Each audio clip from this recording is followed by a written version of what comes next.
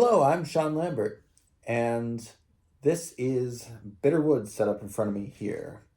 Last time I was playing this, I was sick as a dog, and so honestly, it was a bit of a blur. But we are on, I've got to check my actual counters. We're on 17 a.m. on the American turn, and the Americans are in a very nasty spot. You can probably see on the Yeah, I think it's visible. But this huge breakthrough over here in the Hoofleys direction is looking pretty nasty. So the Americans are going to have to reposition some of their more mobile forces. Unfortunately, the Ninth Combat Command Reserve is kind of already down a step. So they're not a good candidate for defending Hoofleys. Although at least they could stop a little something. Probably what's going to happen is Combat Command B is going to have to get swung all the way around to plug the hole, and something else is going to have to go in to defend the approaches to Stavlo and Troypont. But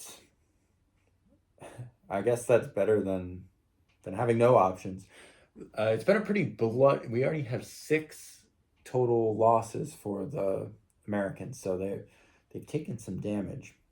And I gotta say, before I get really playing here, that I am absolutely loving this game, but I do want to get through with it kind of in the next week or two.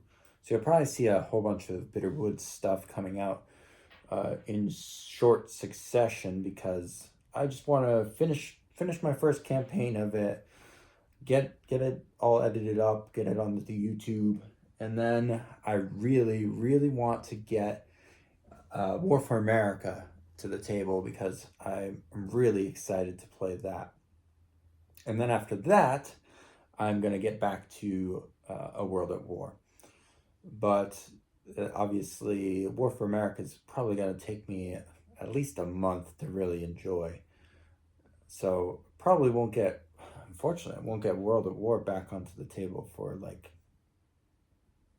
probably not till mid-April, early May, if I'm being honest with myself. So it's going to be a while before I play that game again, but it's not abandoned. People have commented that in the past. I don't just quit campaigns, just that's not how I like to play. I play them to some sort of end.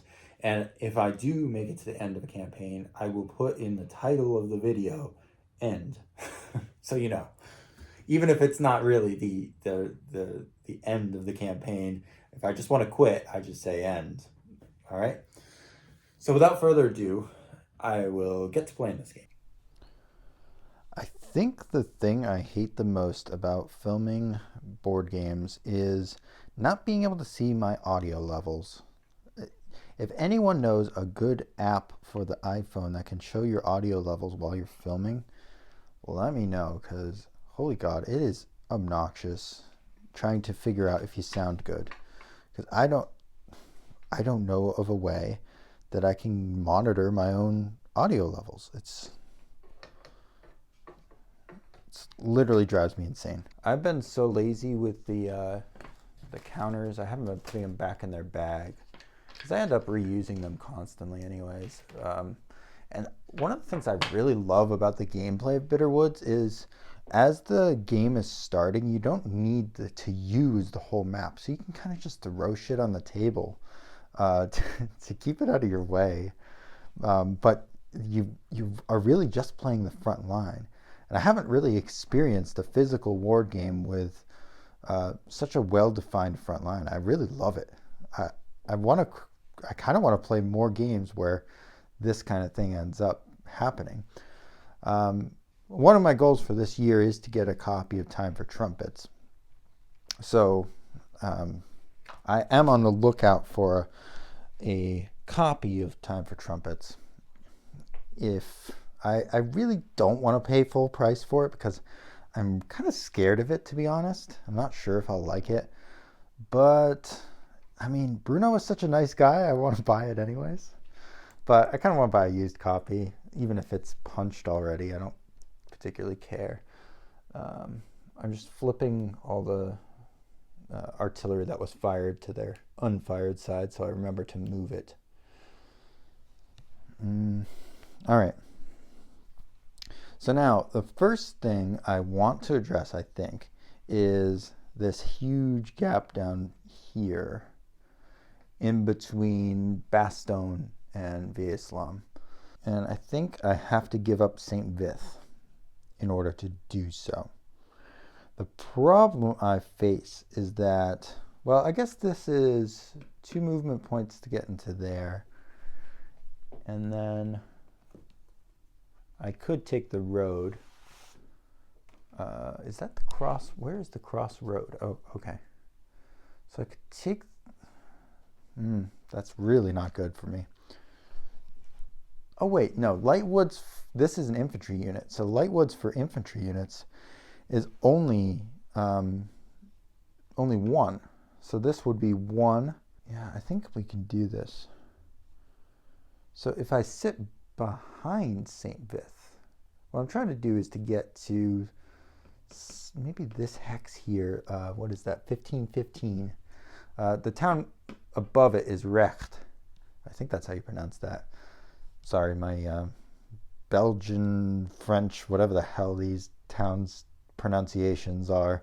The origins of some of these names is mixed up between German, French, and Luxembourgian. The history of this area is very muddled, so a lot of these names are kind of wonky. And I've heard so many different pronunciations just since I've started playing Bulge games. I've heard so many different pronunciations of the different places. Like even cells, I've heard that pronounced cells. I was pronouncing it Soleil for a long time, thinking that it was French, a French pronunciation, but I'm so unsure on how you're supposed to pronounce it. Even things like Troy Pont, I would pronounce it the French way, but I don't even know if that's how you're supposed to pronounce it. Maybe the people who live there actually say something completely different.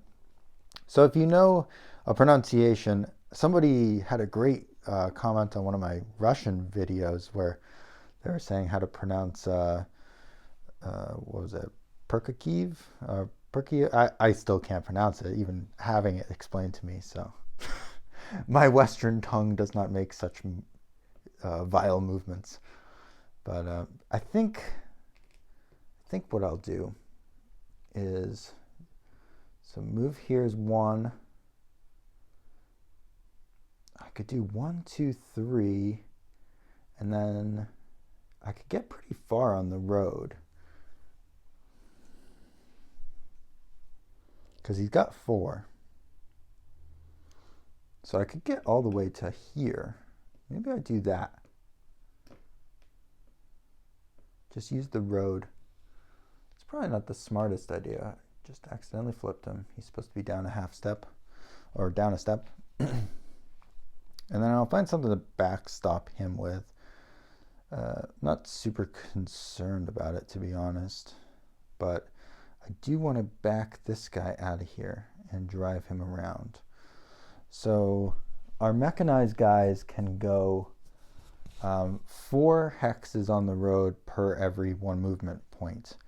I guess just Americans in general are, you should kind of consider mechanized. But they can go 4 movement points or 4 spaces along the road per movement point. So that means you can, with 4, you can get 16. And so you really can count 16 spaces ahead. So he could get 1, 2, 3, 4, 5, 6, 7, 8. And then the question is, do you turn towards the enemy this way? I'm thinking no. Or do you keep going straight?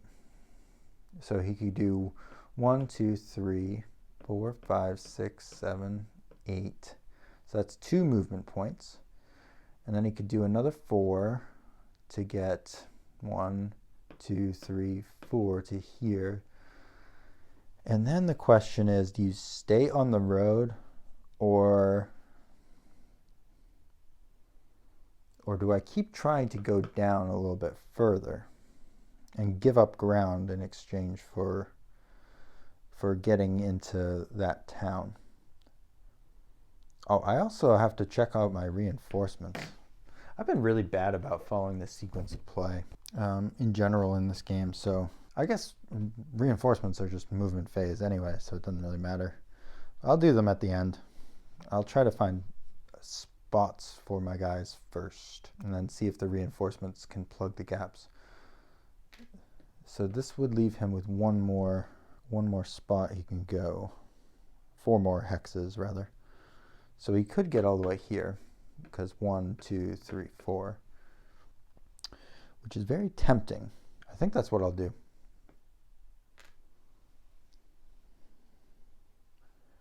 Give up a little bit of ground in exchange for controlling that particular crossroad. Well, I guess I could stick the 9th CCR into one of the towns here.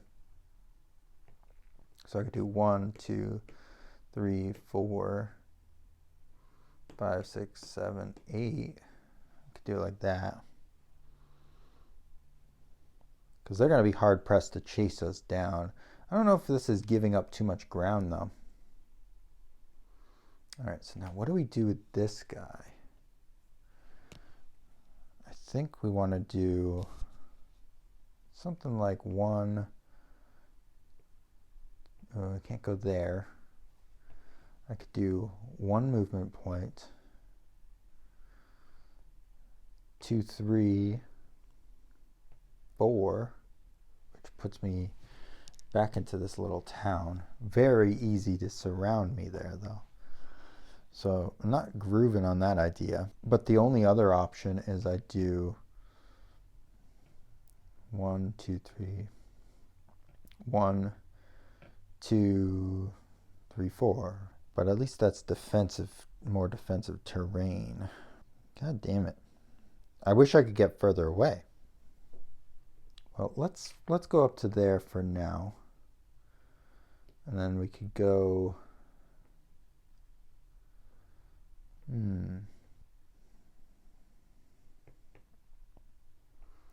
do 1, 2.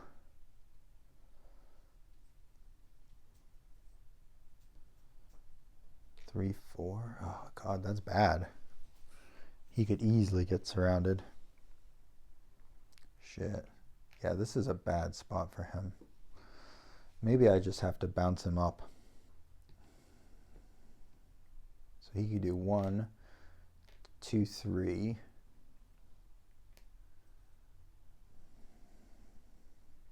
Yeah, I mean that's kind of good.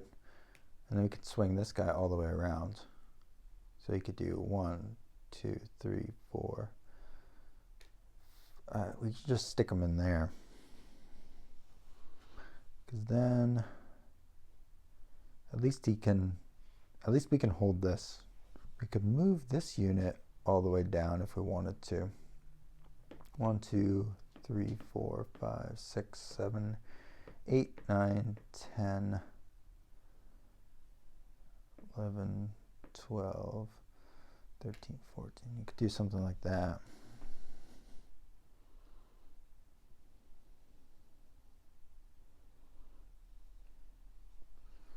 Actually,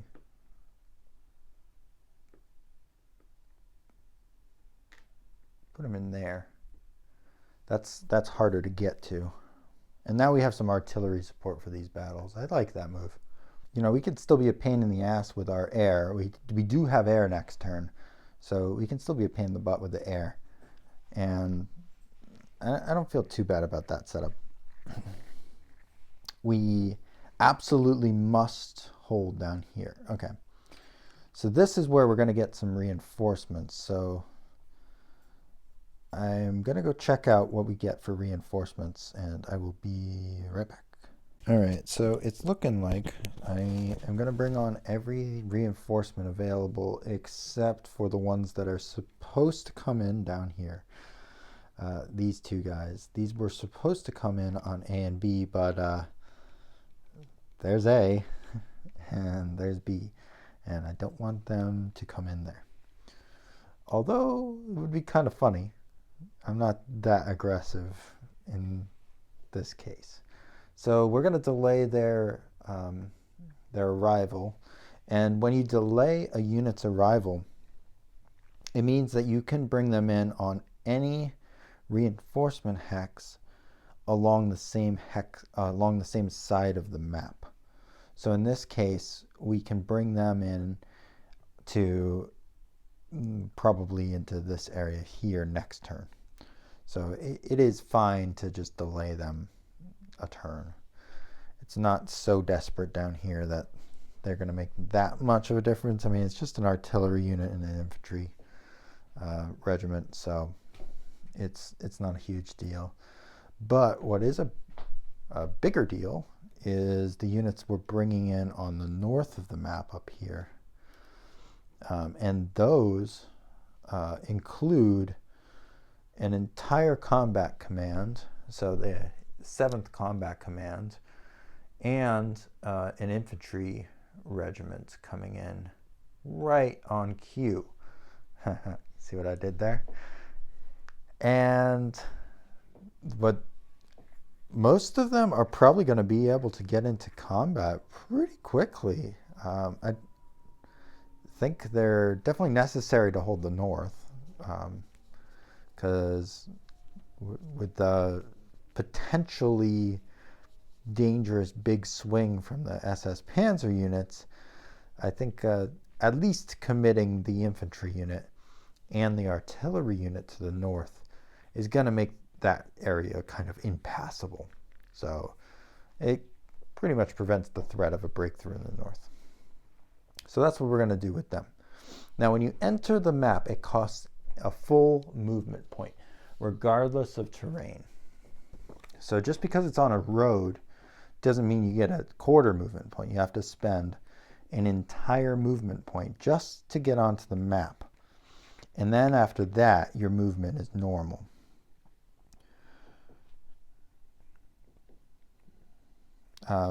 The actual wording of the rule is at least one full movement point. So I guess if you were coming onto the map in rough terrain, maybe it costs 2. I don't know. The wording is a little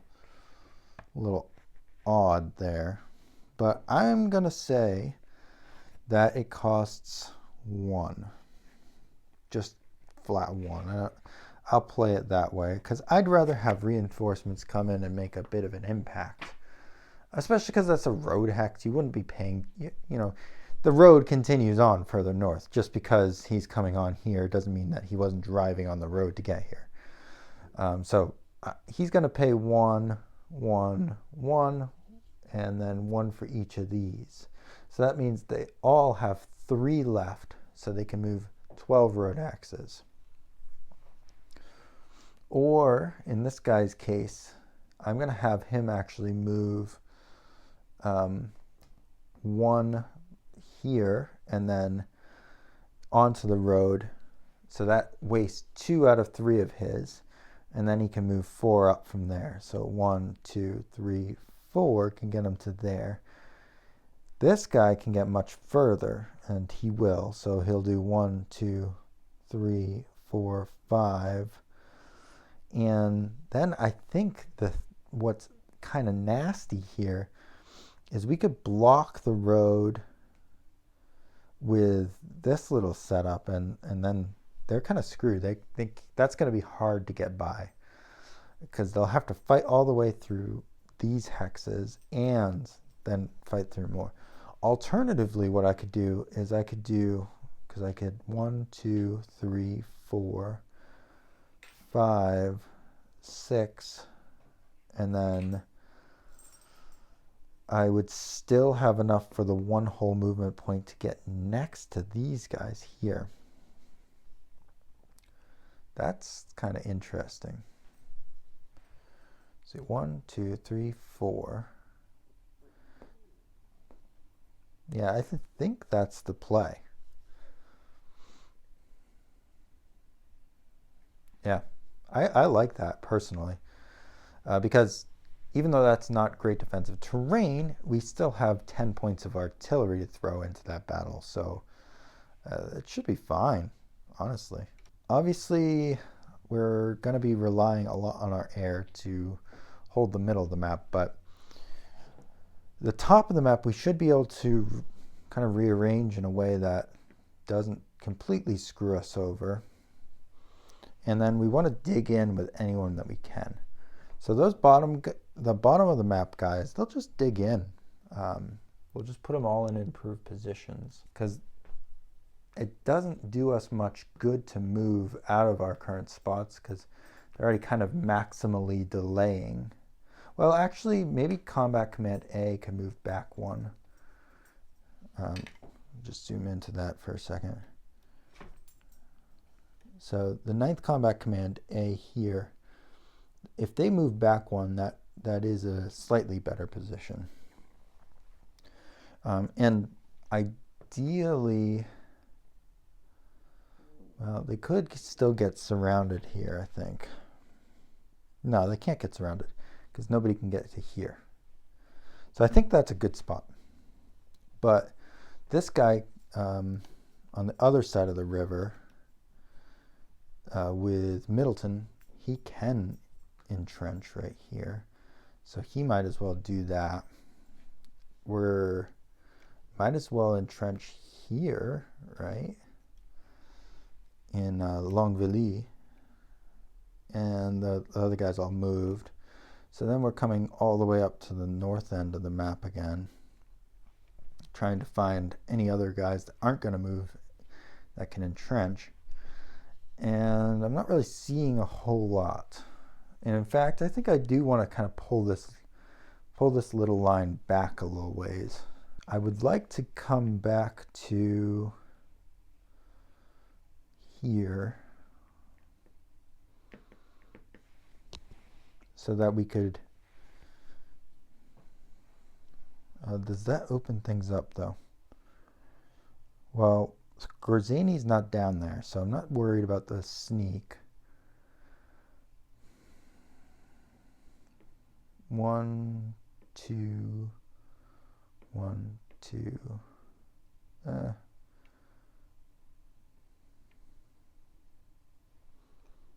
Kind of. Do I want to defend Elsenborn? I kind of do, because they can't surround me yet. But this other guy is definitely going to pull back. Maybe to here. That could work. Because then they can't just straight up drive by. Could put them there. That's not bad. The thing is, we don't have a ton of artillery around, so we got to kind of pick our spots. Actually, we could go even further back. Yeah. Actually, let's flip-flop these two around, because I know they have the movement points to do it. So let's just flip-flop those two around. Try it like that. So then they can't drive on this road. They can drive here, though. So that is kind of stinky. So he does need to be up one from that. And he could do 1, 2, 3. And then we could have the other guy on that hex. So that means, yeah, I think they'll be safe there. And we could put Hodges, I guess, back in Malmedy. Yeah, that should do the job.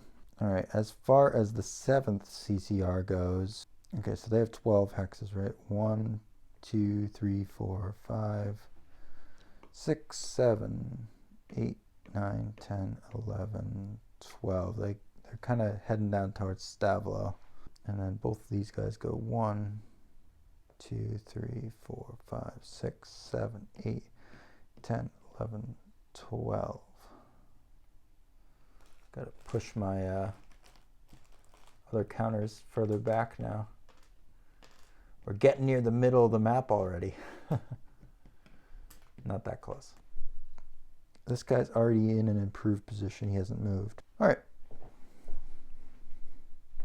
Let me just look through one more time, but I think we're done. So this guy up in Herve here, he can't move until the enemy enters either Malmedy or Eupen up here, or it's the morning of the 19th. So one of the good strategies of the Germans is to just bypass those places for as long as possible.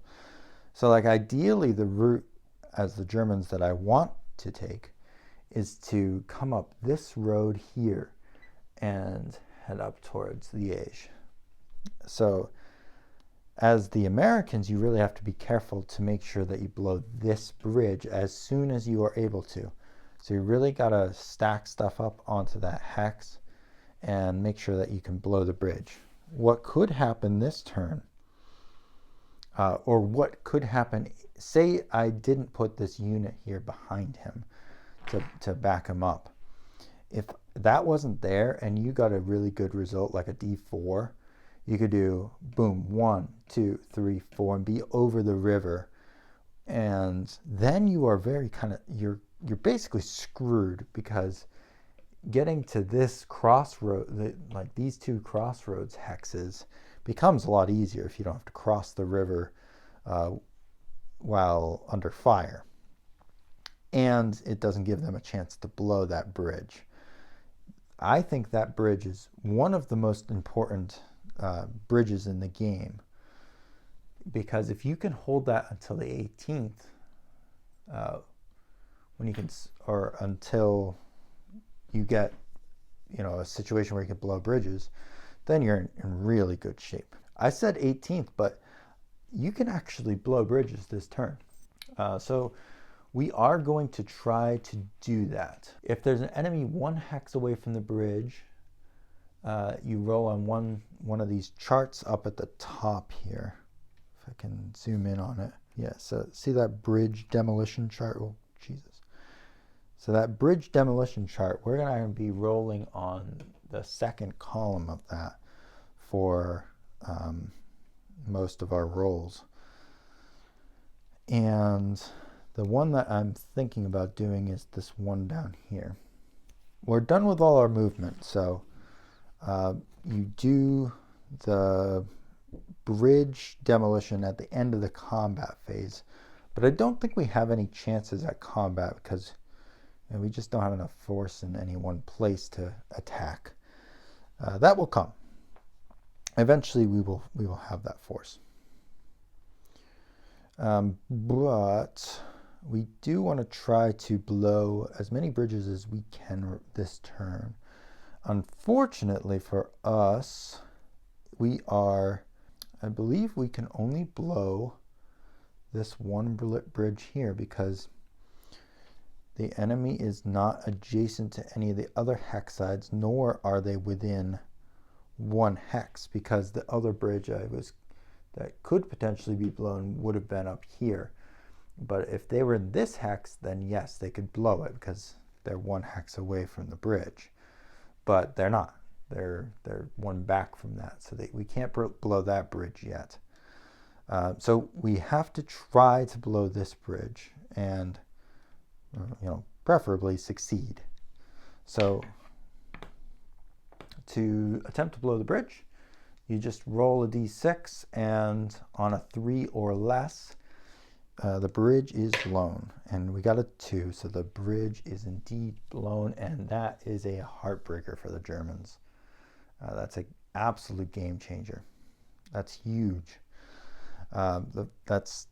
That possibly saves Bastogne, although I say that, but they do have a lot of punch up in the middle here, and I think that the road to Bastogne is going to come through Longwy. Even though this unit is still full strength and entrenched and in defensive terrain, they're going to be able to bring up the Panzerlehr, basically the entire division. Along with, within a couple of turns, they're going to have their artillery up. So, things are not looking super hot for old Bastogne. So I think that's going to be the story for next episode is, will Bastogne hold? Can the airborne divisions enter the map before Bastogne gets wiped off of it? I'm not so sure about that. The other big story will be, where do we put the American air interdiction? I think at least one has to go somewhere along this road. The further back, the better, I think. Trying to knock out one of these crossroads. That is a tough decision, though, because you have to do it far enough back that they can't make the other crossroad. I'm thinking this hex here will be one of our air targets.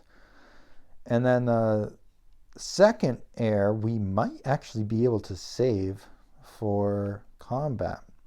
I'm not so sure about that, but that feels like the wrong answer, but I kind of think that it might be possible to get away with just slapping down air in that one hex and then saving the other for winning a combat, which would be very, very helpful because there's a lot of places where we've only got, like down here, we've got a combat value of 2 guarding this entire hex.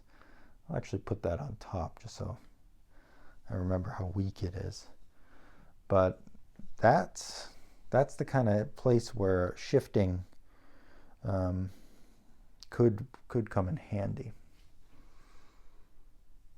So until next time, I will hope to see you in the next one, but expect a lot more bitter woods coming from me.